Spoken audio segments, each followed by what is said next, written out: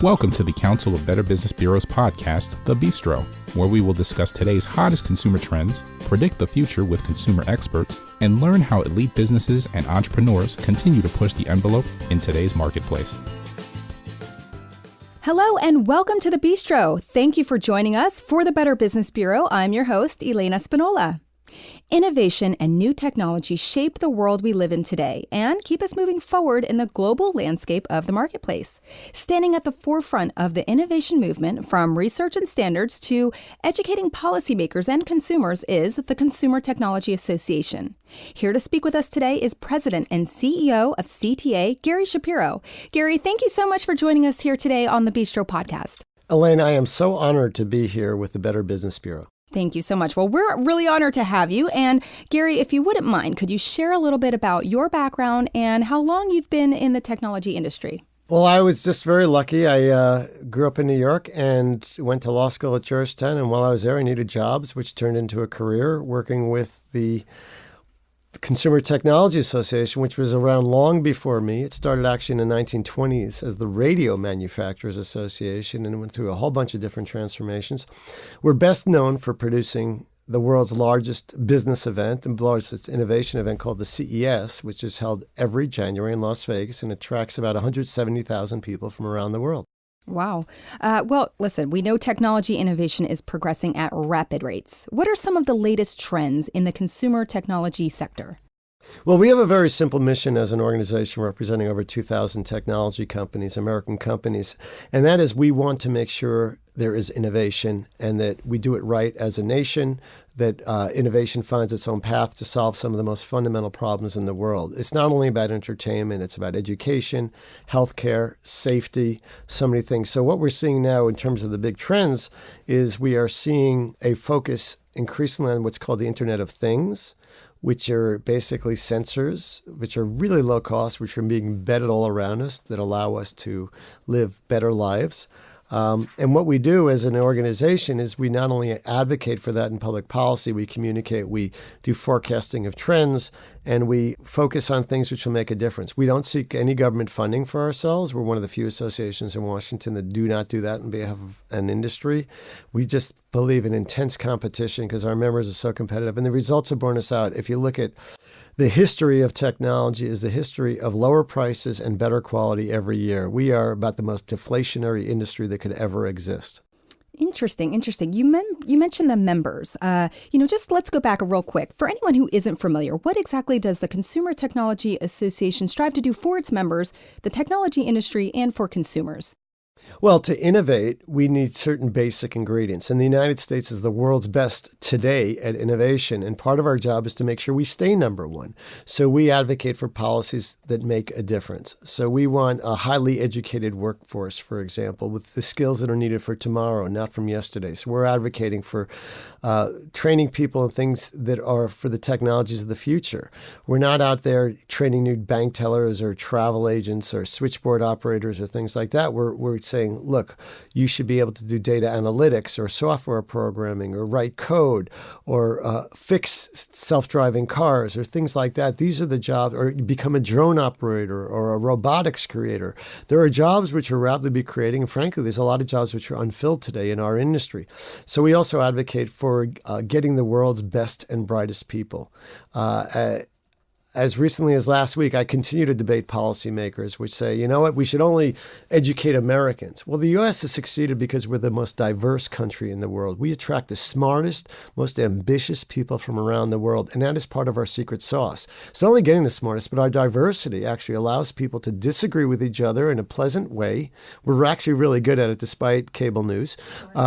And we have different ideas. I've been around to many countries in the world. I've dealt with homogeneous societies and countries and companies. And what you see is they agree on everything. They don't even have words for no in some languages. And it's very, very smooth culturally on social issues, which we're clearly not, and that's a disadvantage. But in terms of innovation, creativity, a culture that takes risk, a culture of raises kids to ask why not. We don't do great on standardized tests, but our kids are really, really smart. In fact, the Chinese have figured it out. They want to be like us, and they have 300,000 Chinese students here today at younger and younger ages, just so they could learn how to ask questions, how to be creative, how to innovate, because it's a copying society now, and they recognize. I heard the number 2 person in China speak recently, and she said, we haven't invented anything in the last 300 years, and we have to change that. We have to become entrepreneurial. And we have more startups become successful here. Sure. They're called unicorns, billion-dollar companies. And how does it get to be that way? Well, it's a matter of the government policies and the culture. So we want immigration, we want education, we want skills training. We also need free trade. We're going in the wrong direction on that, we believe, with the present administration. We have to change that because the rest of the countries are all picking up on what we do, and they're figuring it out. And if they could trade cheaper than we can without tariffs, that's very dangerous for our future as a society. And honestly, we want lower corporate tax rates. And that's where I think the Congress is heading in the right direction, because we have the highest tax rates in the developed world. So that's what we advocate for. What we do for consumers, though, is we want to make sure consumers have competition. We want low broadband, fast broadband. And the way you get there is you have as many broadband services as possible competing, whether it's cable or Verizon Fios, for example, or even broadcast, or even Wi-Fi, different flavors of Wi-Fi and different uses of spectrum. So we're arguing that spectrum should be used in ways which allow consumers to have their choice of providers, and that way they'll get everything they need for the future. And frankly, entrepreneurs then will be able to create websites and apps and other things which they could sell and make money from without worrying about it. I mean, we benefit from a lot of things that's just inherent in who the U.S. is. I mean, we're one language, we're one geographic region. I was just in Europe twice in the last few weeks, and they have literally 25 or 30 different markets there, despite their so-called common markets. They have different languages. Sure. They have a lot of impediments, and Europe has almost no innovation at this point. They have a handful of unicorns because government regulation, different languages. They're not one market, and they have a social structure that is heavy on social welfare, but the result is low on innovation. Sure. Well, speaking of innovation, and you had mentioned some of the self-driving technology, let's talk a little bit about that. Specifically, I think what our consumers want to know is when they can expect to see these self-driving cars as part of everyday life. Well, increasingly, it's not a all or nothing. It's we're getting there quickly, actually. My new car actually avoids collisions already. It takes over the brakes if I'm about to hit the car in front of me. I'll admit I was looking down at a map, and it did that for me a few months ago, and I would have hit the car in front of me because I was looking down, not paying attention, and it actually braked for me.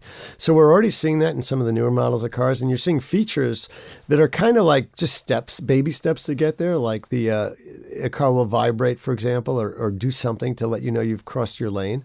Or the backup cameras are starting to become mandatory in almost every car, and like if you drive a car without one, you're likely to hit the car behind you because you don't get that backup beep beep warning you. But increasingly, cars will have there's passive collision avoidance, there's active collision avoidance, and every year we're getting there. The federal government, both the Obama and Trump administrations, have pushed us in the right direction. The Congress is on the way to passing bipartisan legislation, which encourages testing of self-driving vehicles, and it's all very positive. The only negative right now is there is the union concern that they want to stop this in its tracks, and they've managed to exempt any commercial vehicles from self-driving testing, which is silly in my view and very backwards. It doesn't make us look good for the rest of the world, and it could impede our forward progress because this is a system. The system works if all vehicles are there. Then we could maybe save most of those 35,000 Americans that are killed every year, or the several 100,000 people that are injured. And yes, that'll affect some jobs. It'll affect drivers' jobs most dramatically, but it might affect tow truck operators, collision repair shops, emergency room doctors. Auto insurance companies may go away or have dramatically lower premiums. Consumers will spend less. They may not have to buy a car because it'll be self-driving. There'll be fewer cars sold. Dramatic economic implications. But you know what? We'll be healthier. We'll be safer. We won't have those tragedies in our lives. And there's another group that will be empowered, and those are disabled people, older people, that they are so excited about this because it will be empowering to them. It'll free them up. And sometimes even those of us that are parents think, wow, we need that magic self-driving vehicle. Of course, we need some adult supervision, Sure. but transportation is part of the life of every parent, but there has to be a better solution. Gotcha. Well, definitely I can hear what you're talking about, wide-reaching impact. But, where there's innovation, we've got to adapt to it. And I think people are excited for what's to come with this. Again, we're talking about the automobiles that are self-driving, driving around cities. Let's talk about smart cities. So these have the advances of all aspects of work, life, and play. I know the CTA's The Evolution of Smart Cities and Connected Communities report predicts that there will be at least 88 smart cities worldwide by 2025. The report also found that 66% of the world's population are forecasted to live in cities by 2050. So for anyone listening that might be unfamiliar, can you tell us what a smart city is and describe what it would look like and the benefit of living and working there? Sure. So we are moving quickly from a living in rural to living in cities. So in 1960, 1/3 of us lived in cities. By 2050, 2/3 of us will live there. And there is a rural versus urban divide, certainly, and it's becoming an issue. But the advantage of having people live together is you could do things you couldn't do easily in a rural area. So smart cities have three things in common. You have incredible connectivity, you have sensors everywhere, and you use data analytics to do all sorts of great things. So we've all been stuck at a traffic light, and it could be 2 a.m, no one's around, and you're waiting and waiting. And it doesn't make any sense for anybody. So imagine traffic lights, which could actually sense the traffic around them and respond. And those are already existing. But imagine to go further. How about pedestrians? If there's no pedestrians around, they have you don't even have to have that stop for everyone so pedestrians can walk. So you could do all sorts of things. And that's just a fraction of what can be done. There's improvements in transportation. There's improvements in safety. There's improvements in energy usage. There's improvements in just getting around. There's improvements in the buildings and how they respond to you and what they do. And of course, there's improvements in how government provides us services and what they do. And it's literally you're driving around just to know where the potholes or the traffic are, or you're getting government services. That's what Smart City is really about, potential and providing better services to citizens. We're seeing rapid changes already because of the sharing economy, because of Lyft and Uber and Airbnb. It's changing people's lives dramatically. It's changing whether or not they buy cars. Younger people are getting fewer driver's licenses. They're not buying cars. They're not necessarily living right next to public transportation. And even people that are less well off are finding they're able to get jobs and get that last mile away from public transportation through these sharing services. So smart cities is about what a city allows in part through its policies and regulations. Like, do they allow the sharing economy or not? Sure. Are they dealing with allowing drones for delivery service? Will they be dealing with robotics? Will they be dealing with all these new things that are coming? And also just empowering citizens and providing better service. And making life more efficient, it sounds like. Yes. Very exciting. So we're almost wrapping up here, and this is really exciting stuff. And I feel like we could sit here and talk all day long, Gary. But we want to, as we wrap up, and here we are at the holiday season, I know the CTA just released the 24th Annual Consumer Technology Holiday Purchase Pattern Study, showing that the 2017 holiday season will be the biggest on record for consumer tech. Can you share with us really quick what this study showed in terms of some of the top most wanted tech gifts consumers want to receive this year? Well, it's interesting is it's our highest number ever. 68% of American adults want to buy technology, and they plan to buy technology as a gift. The 10 most wanted tech gifts, of course, the first is a TV because 4K Ultra HD is phenomenal and it's gone down in price dramatically. Laptops are still hot. Smartphones, tablets, video game consoles, smartwatches, cameras, drones. This is the first time a drone is in the top 10. Fitness activity trackers, and a home robotic vacuum. First time. Now, those are the 10 most wanted gifts. And what we're also seeing is that 1 in 5 want to order using their smart speaker. That didn't even come up a year ago on our list. And we're also seeing that more likely people are likely to use a mobile device than they are their computer to order their gifts, which is amazing. So we're seeing a lot, huge growth in drones and smart home devices and smart speakers and wearables and VR headsets. So those are all tremendous growth. Well, I'm going to let you know that I earlier ordered something on my phone, and it was something on that list. So I'm one of those people just like, these average consumers that are wanting these consumer tech gifts. So, Gary, thank you so much for being here. We really appreciate it. Where can people find more information about CES 2018 and the Consumer Technology Association? Our website is cta.tech, cta.tech. Awesome. Gary, thank you again for joining us. Thank you so much for having me. The Better Business Bureau is deeply committed to building and advancing a better marketplace, a trusted marketplace for all, because trust always matters. For the Better Business Bureau, I'm Elaine Espinola, host of the Bistro podcast. Until next time, it's been my pleasure discussing better business with you. You just enjoyed the Bistro podcast. Be sure to tune in next month for a brand new episode.